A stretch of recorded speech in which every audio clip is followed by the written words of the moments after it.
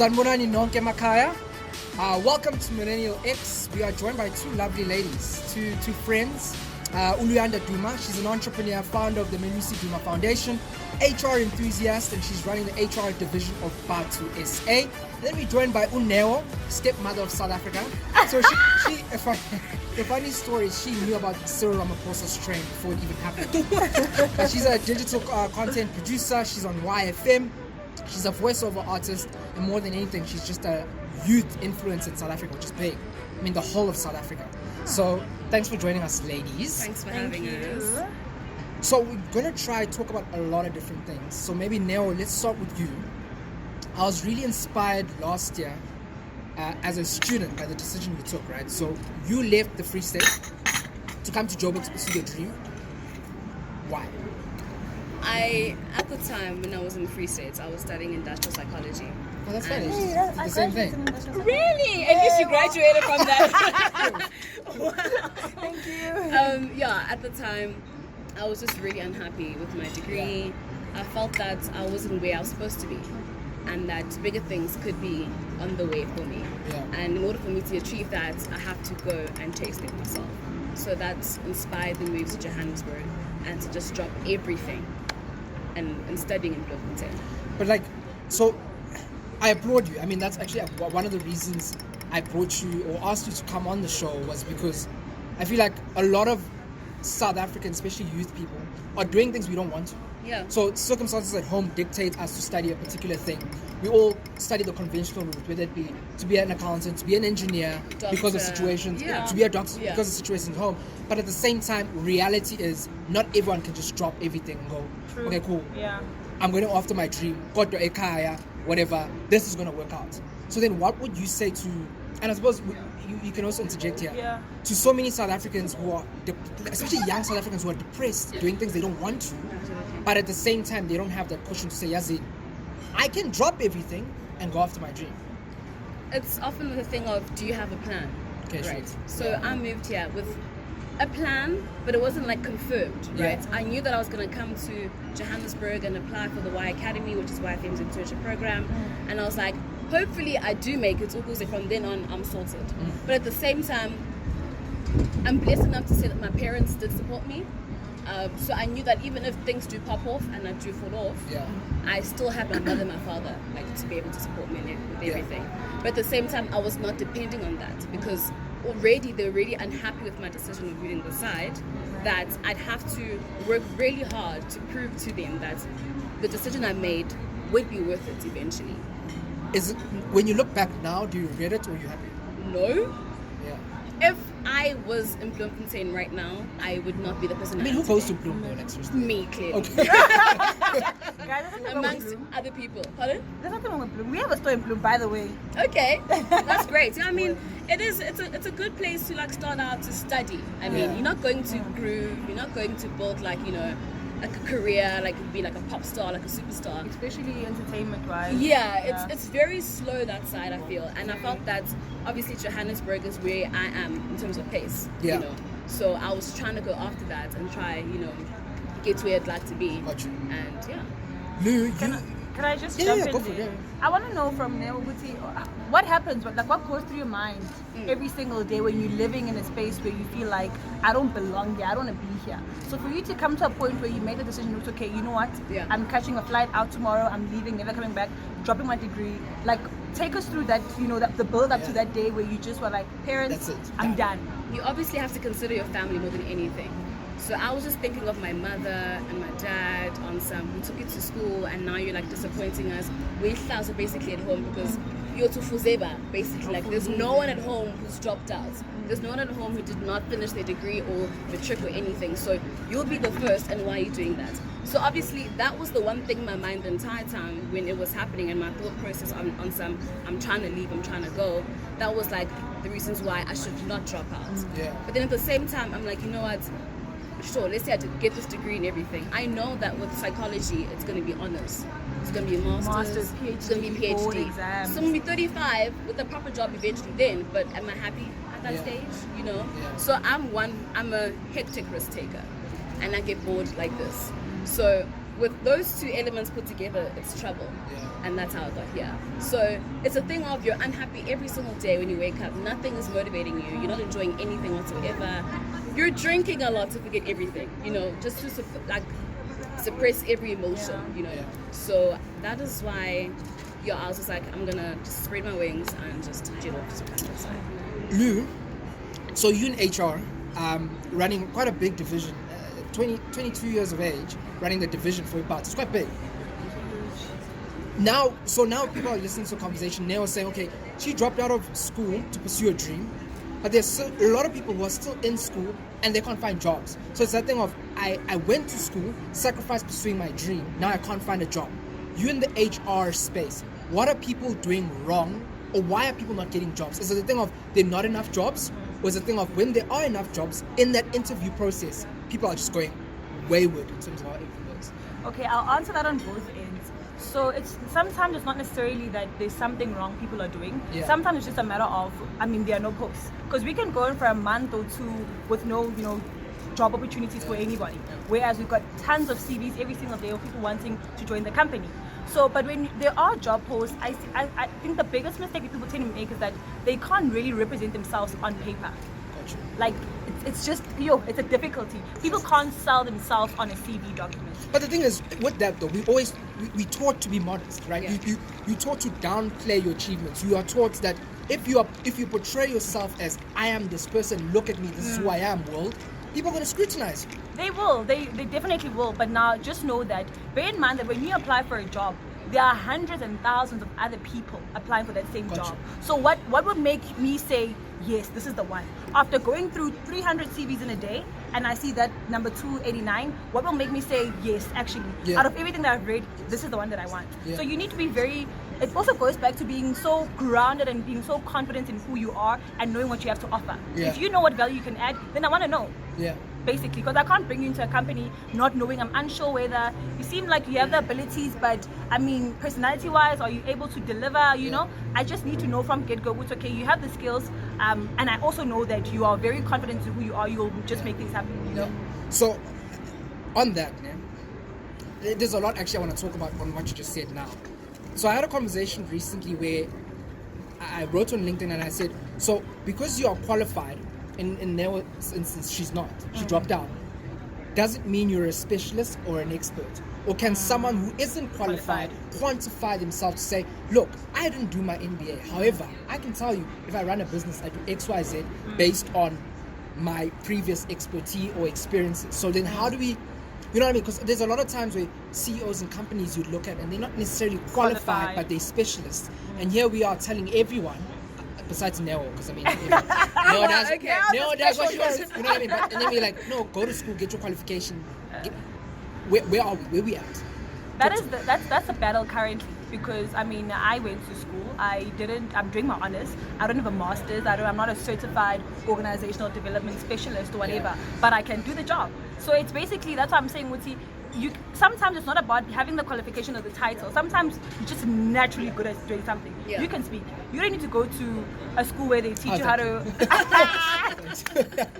be vocal, teach you projections. I don't know the technicalities of speaking, but you didn't go through all of that. But naturally, you're a speaker. So the more you do it, and the more you place yourself in spaces where you speak about different things, you become qualified with experience, if I can put it that way. Gotcha. So you can still do the job. Gotcha. So I'm not saying don't get your qualification or don't become, an honest student in HR. But sometimes if you're very passionate about people development like me, I don't need a paper to tell me if I can do A, B, or C. Because sometimes also when you deal with people, it's all about intuition as well. You don't need a book to tell you how to, know if an employee is not, okay at home, so that it's now starting to trickle in the work environment. That's just, my touch basically. EQ as well. Yeah. Neo, I want to go to you. There was a huge thing, hashtag open up the industry. Yes. You're in the entertainment industry. Why is the industry not open? That's a very difficult question. I'll tell you why, right? The industry has its favorites. Yeah, we see a lot of same faces. That's legit it. The industry has its favorites, and the reason why there are those favorites, because obviously those favorites have been there for a while, and they have like previous clients and events and other things they've been doing that you can see, okay, that's why they're flourishing, because they've done exceptionally well with everything they've done before. Yeah. So the next person looking after them will be like, you know what, I've seen you do A, B, C, and D, and E, and you did an exceptional job at it. I'm trying to bring you in this side. Yeah. At the same time, if you have a big name, you bring in hectic sales, right? So I don't want to say which station this is or the particular presenter, but you find that you'd get someone who isn't he's not like a At least you know seasonal it's a he. presenter. Yeah, not a seasonal presenter. He isn't. He's not seasoned whatsoever, and you just notice that the person's there for a reason, and that's to bring in sales. Yeah. Because he has a good following, a great fans, loyal fan base, but then the person's only bringing in that, and that's what they need in order for them to increase their sales. So if you're SK and you went to YFM and you did 4 years doing a breakfast drive time show, you're doing a really good job there, and your demos are exceptionally like cream of the crop, like top what every single program your manager is looking for. However, you have like 200 followers on Instagram. Yeah. What are you giving me? It's gonna take so much time for me to market you, me to sell you. Yeah. So it's a thing of sometimes they want things to be easier for them to get the money instantly like this. But I'm glad you brought that up, actually, because both of you are relatively youth influencers, not like us with 50 followers on Twitter and Instagram. Doesn't You know mean what I mean? anything these days. No, but anyway, yeah. but it was a chat this month amongst people of how females. Recently, I think it was I forgot his name, but he used to manage a lot of things Bonang does. Yeah. And he was saying how Jay. I think Jay was speaking on Twitter about how a lot of females are able to build a huge following Yeah.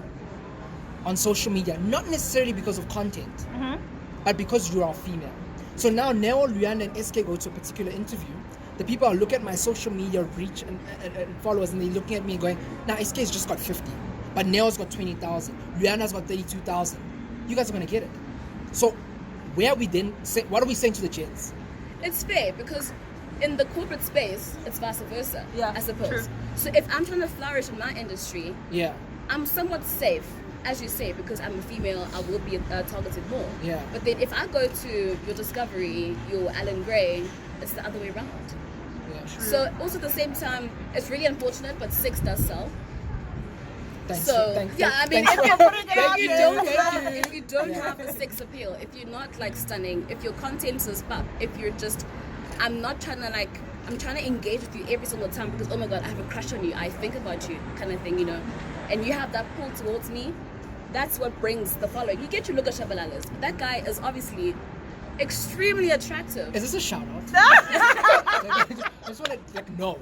He's dating someone, okay, so we're not gonna get into that. Yeah. But if you have like this appeal that just draws people to you because you're good looking, you're hot, it just boosts. That's why you get people who have like over 100,000 followers, but you're like, what are you doing? Yeah. I also think it really depends on where you are or where you're trying to be, right? So I'll make just a simple example. You get something like Uvusite Mawai, who's now in the corporate space, business-wise. He will legit record a video In the car. no edits whatsoever, Yeah. no nothing, literally. And then you'll get like I don't know, a beauty influencer or somebody, I don't know who, gorgeous Bali, who will edit her pictures to the T, like for them to look perfect. So obviously if you're in business, you don't really care about how I look, whatever the case may be, but it's the content I'm trying to produce, the message, most importantly. Yeah. Whereas somebody else in entertainment or a model rather would have to now, you know, tackle everything in all the right Yeah. places. Yeah. So specific, just know the environment or the industry that you're trying to get in, and then that will then guide you with, do I really need a following or whatever the case may be. But it all comes together when you plan. So if I want to be a media influencer or an Instagram influencer, obviously I need to have a good following. So part of the plan is growing my Instagram followers. So What do we then say now to a female or a guy who in society not aesthetically pleasing? So people are not necessarily drawn to how you look, because that's what Instagram is. It's hey world, this is me, look at me, this is who I am. Whether it's true, whether it's fake, you know. So then what are we saying to those girls who are saying, I want to become a Neo, I want to be in the media entertainment industry, but my sex appeal isn't selling? then don't try sell Neo's sex appeal, sell your own. That's basically what I was about to say as well. Sell your own. I'm not your Instagram model, typical girl with like 100 Really? photos. I really am That not. was- If you check my Instagram feed, if you check my feed now, I have like posts from like August 2018 still up, right? But the reason how I got out is because of my tweets. Yeah. I'm literally Alter ego. Yeah, that's basically it. Like I'm like, okay, you know what? Like I'm decently looking, right? But then I think sometimes I can be really witty, Yeah. and that's what I can, use to like attract people. So know what your strength is, Yeah. And capitalize you know? on that. Yeah. So if you're like a really good fast car driver and you like really like know how to like work around the bends and everything, show me that, because no one's doing that at this point. Yeah. Like you get your YouTubers, not all of them are hot. Right, but the content they're producing is just so great that you indulge on it, that you enjoy them in the end, Yeah. not because of who they are, but because of what they're producing. Gotcha. Yeah, That's very true. Complexion. yeah. Ooh. Hey. It's being a chat. Yeah. I don't want to necessarily drop names, but there was a conversation where apparently people in the entertainment industry, which is the space you're operating in, Yeah. get certain roles because of how you look or the color of your skin. Yeah. That was a huge thing Yeah. on social media because other people are like, no, I got to where I am because I've worked hard. But other people are like, we are not distributing how hard you have worked, but we are saying because you look like this type of person, which is either too black or not black enough, Yeah. you got that position. Let's unpack that. What's happening? What's going on? So, what I'm picking up from is that saga on Twitter where Yeah. a particular public figure basically said that she feels that she does not get some roles because she's light skinned. Yeah. Right. To an extent, that is very true, I believe. But don't throw a pity party for that. There's a show in South Africa currently airing on SABC, Drop them. Muvango. That was a joke. Muvango legit has cast beautiful women, voluptuous, beautiful, light-skinned.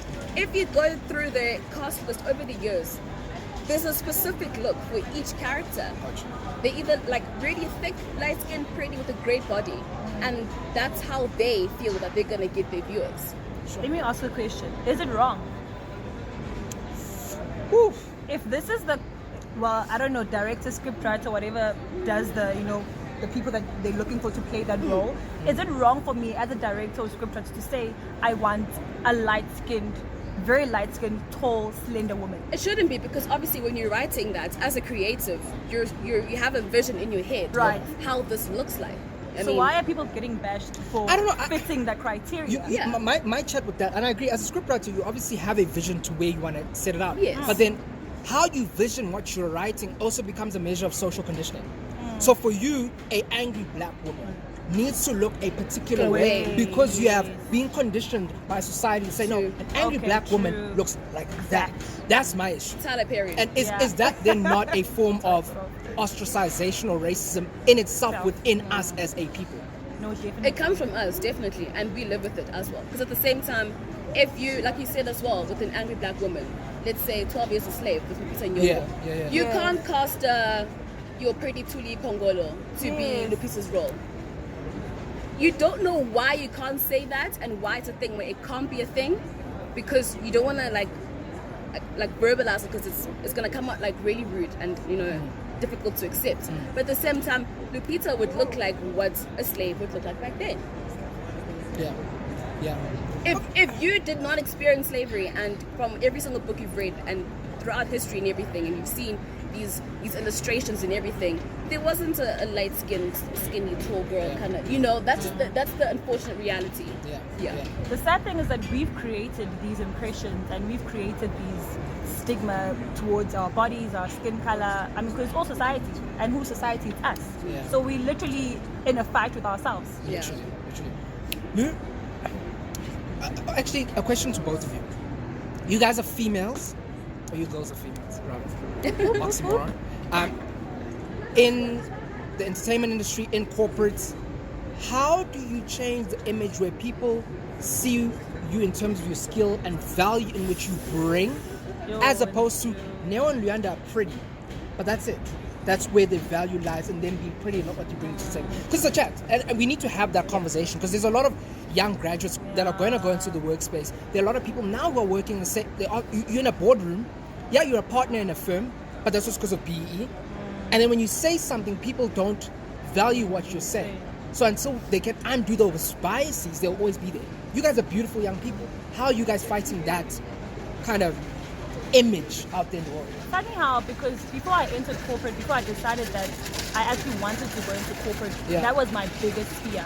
That people are not going to take notice of what I have to bring and the value I have to add with whatever company or space I'm going in, but rather how I look. Because already I could already see during with this, like the small gigs I do, which actually some of the gigs I got simply because, I mean, the person dishing out the gig found me attractive, you know. So I began to see, okay, this is probably something that I'm going to really struggle with on my way to the top. And the one time I posed this question to somebody, a big shot in business. So I asked this person during a book launch. So how, as a young woman who's trying to penetrate into corporate, there's one thing that I fear the most is that not being taken seriously, because that's how it is in corporate. Women are not taken seriously, right? Especially if you're young as well. So how do I now navigate or try fight that stigma for me to be noticed for my, you know, my skills and my talents rather than my looks and how I dress? And they said something so significant that I think, because I haven't really experienced it now in corporate, but as I grow and I move up the corporate ladder, it's something that I will face, like whether I like it or not. Yeah. So he said that when you get into a space, don't be quick to leave. If you want people to change, or if you want to see a change in the space that you're in, you need to occupy that space and force the people around you to change. Yeah. So if I get, I don't know, discriminated because of my gender in a space, I mustn't just pack up my bags and go. Gotcha. I need to occupy that space, maintain who I am, still deliver on my value. But because the funny thing is that SK, when you're smart and you add value in a company, they know. They really, really know. It's not a good thing they don't know, or maybe I'm not loud enough. You're very loud. They know. But you need to occupy those spaces so that you can force them to change. Change doesn't happen overnight. So I think for me, most importantly, and something that I'm going to practice, is that I'm going to stay there and make them uncomfortable. Because the only issue is that I'm young, I'm black, and I'm ready to take on the same thing that you're doing as a whatever. And that's just a challenge. And same in industry? It goes into whether or not you're going to be the talent, so in the front line or not, right? Also, are you viewed as an asset? So if your company sees you as an asset, from the fact that obviously you're gorgeous, you're going to be easy to market, as I said before, then it's going to be simple. You're going to be hired or chosen because you're stunning, unfortunately. Mainly with things like your acting gigs, with your modeling gigs, of course, as well as influencer gigs and TV. Radio, I wouldn't really say, because, I mean, you're not really seeing that often, besides obviously MC gigs and that kind of stuff. But it's about, obviously, are you an asset to the company, and what are you bringing to the company besides your looks? I can say for the company that I work at, we're very fortunate that that's not how it goes. At YFM, the talent we have, they are hired because they are extremely talented.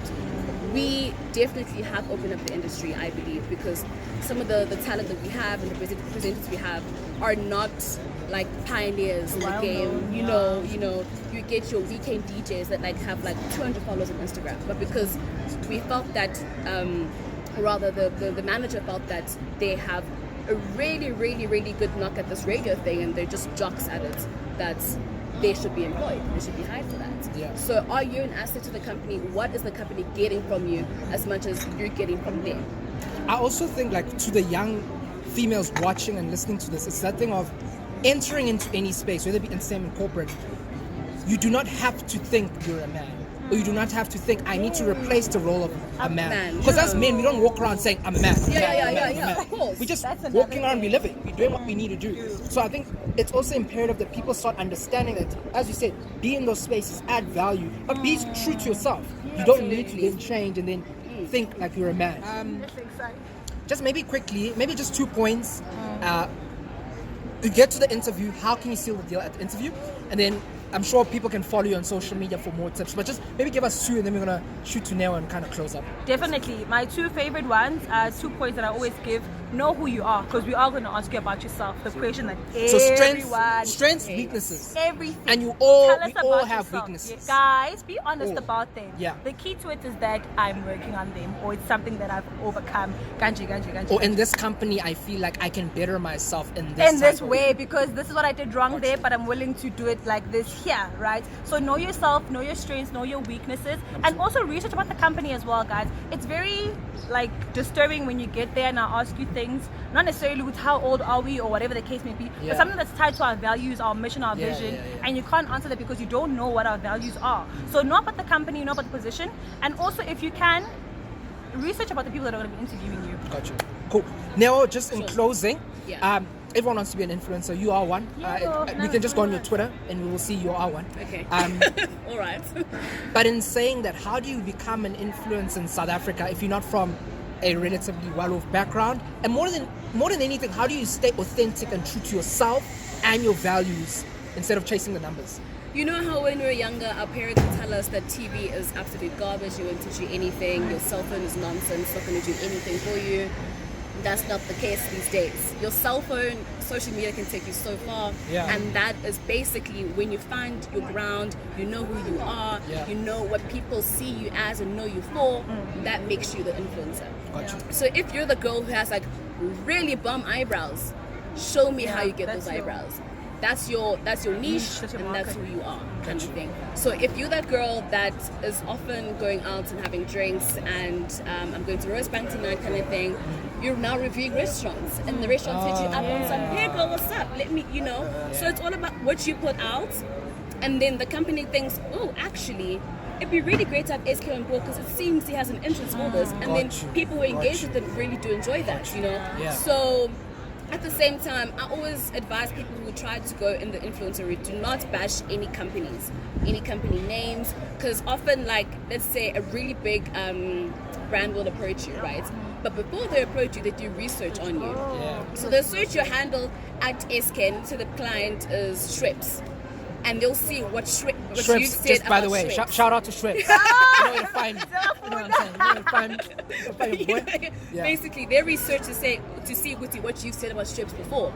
So if you've bashed strips, it's curtains for you. Yeah. So often avoid things like politics, and if that's your field and everything, of course, go ahead with the politics. Yeah. But like, don't bash like companies, public figures as well, because you never know who you're going to need at the end of the day. Yeah. That's why I never try celebrities, because they just could be what I need to open the door that I need to get through, So that's basically, clear your name, make noise, stand out from the crowd.